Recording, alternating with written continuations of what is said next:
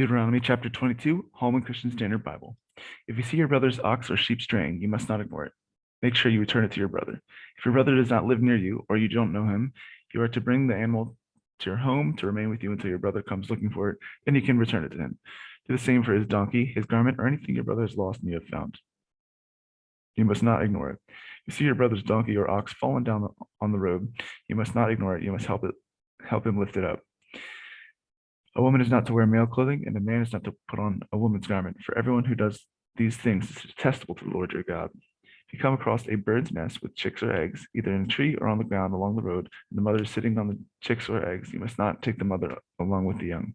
You may take the young for yourself, but be sure to let the mother go free, so that you may prosper and live long. If you build a new house, make a railing around your roof so that you don't bring the blood guilt on your house if someone falls from it. Do not plant your vineyard with two types of seed, otherwise the entire harvest of the crop you plant and the produce of the vineyard will be defiled. Do not plow with an ox and a donkey together. Do not wear clothes made of both wool and linen. Make tassels on the four corners of the outer garments you wear.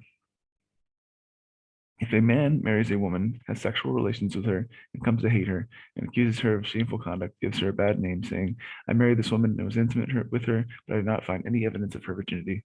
The young woman's father and mother will take evidence of her virginity and bring it to the elders at the city gate. The young woman's father will say to the elders, I gave my daughter to this man as a wife, but he hates her. He has accused her of shameful conduct, saying, I didn't find any evidence of your daughter's virginity, but here's the evidence of my daughter's virginity. They'll spread out the cloth before the city elders.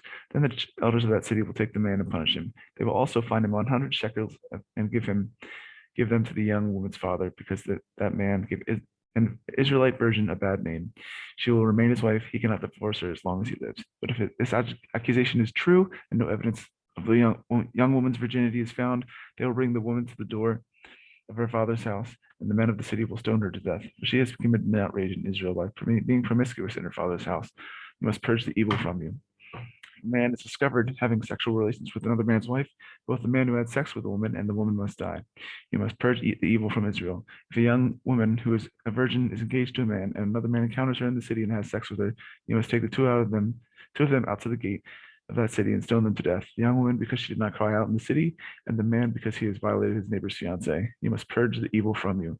But if a man encounters an engaged woman in the open country, seizes her and rapes her, the only man who raped her must die. Do nothing to the young woman because she is not guilty of an offense deserving death.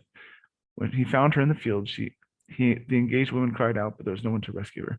If a man encounters a young woman, a virgin who is not engaged, takes hold of her and rapes her, they are discovered. The man who raped her must give the young woman's father 50 silver shekels, and she must become his wife because he has violated her. He cannot divorce her as long as she lives. A man is not to marry his father's wife. He must not violate his father's marriage bed.